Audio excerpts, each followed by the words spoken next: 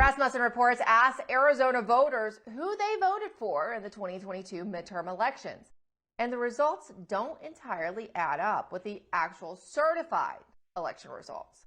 The new Rasmussen Reports survey found 51% of Arizona voters voted for KARI Lake and 43% voted for Katie Hobbs for governor, while 5% say they voted for some other candidate. As well as we all know, Hobbs is currently serving as the governor of Arizona.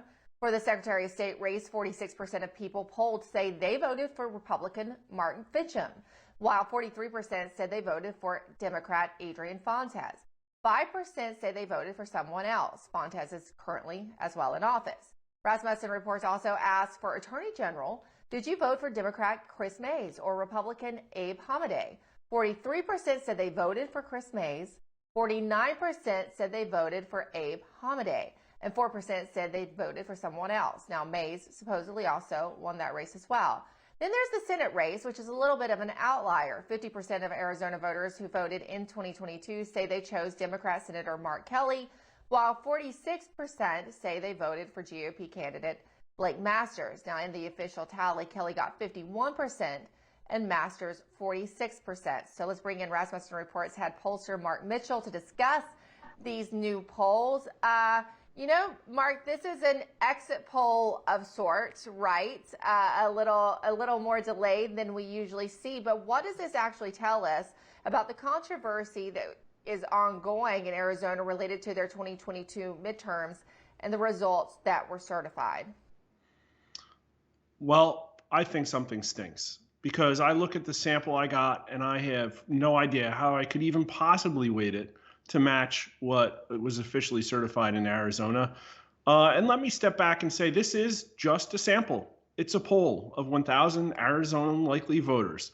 We weighted it like we would any poll. We looked at what we think the electorate of Arizona looked like. It was somewhat informed by what the Edison numbers look like. It was somewhat informed by our previous polling. But we disclose the weights, and people can go in and see. And we have Republicans R5 when the exit polling that was released shows that Republicans were R+6. So it's slightly more favorable to Democrats. They had 2 points more than in what were the official exit polling numbers. So it's a sample that should look like what happened in Arizona. And the Senate election looks like it. In fact, if you consider the rounding, I think we were only off by 0.2% from the official reported Senate results in Arizona.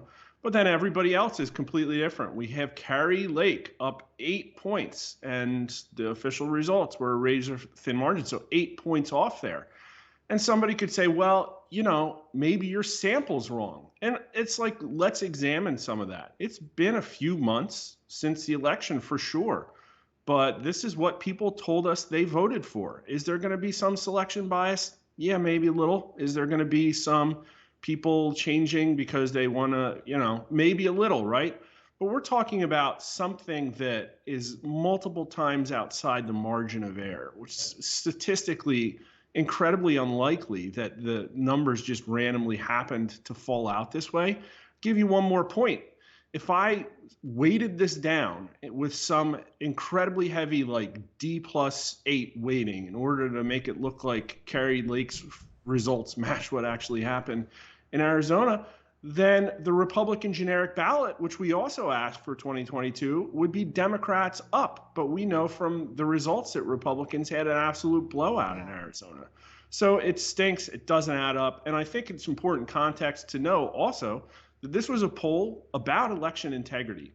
And so the way this happened was that there was a poll released a few weeks ago by Ohio Predictive Insights. They only released 2 questions out of that poll. I thought personally that they were worded in a very disingenuous way. And actually some readers said, hey, like, look at this poll. I think it stinks. And we got a sponsor, and they funded us to go out in Arizona and ask these questions. It was sponsored by the College Republicans United, national_CRU at Twitter. Really great group of people. And because it's sponsored, your viewers can go to our website at rasmussenreports.com and see the story and download the crosstabs. There's 25 really good questions in there. about election integrity and the border and upcoming stuff about 2024 as well. But just, as a quick aside, the election integrity signal is very strong in Arizona. 55% of Arizona voters say that it's at least somewhat likely that problems in Maricopa County reduced the Republican turnout. 57% of Arizona voters agree with Kari Lake that the 2022 election wasn't about Republicans or Democrats. It's about our sacred right to vote, which was denied to many. So really good numbers in there like that. But you wanted to talk about 2024, right? Yeah.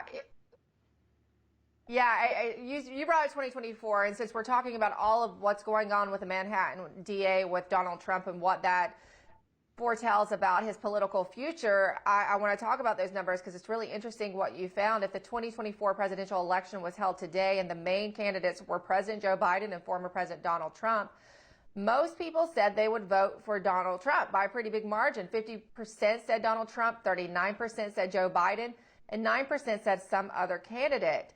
And even in another question you asked, you threw Ron DeSantis in there, who seems to be, even though he's not in the race yet, we're all talking like he is. Technically, he's not, but he seems to be the top contender in the Republican field for Donald Trump. And Donald Trump also, pretty high percentage points over Ron DeSantis. Trump's still doing well with the base.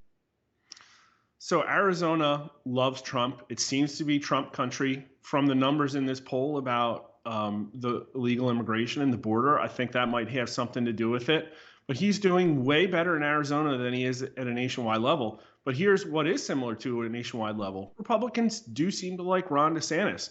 But we see the same pattern here as we do in the nation. A good chunk of Republicans would support Ron DeSantis, but he's still losing to Trump between 1.5 to 2x margin.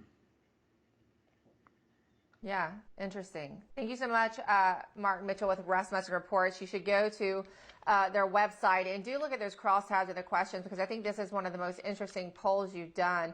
It's very telling, and I think it's something we're going to be talking a lot about in the next days and months, and even more than a year to come as we face another election cycle based on what happened in Arizona. I'm sure a lot of those candidates in Arizona are going to keep bringing it up because this backs up what Kari Lake and her team has said all along. Thank you so much, Mark.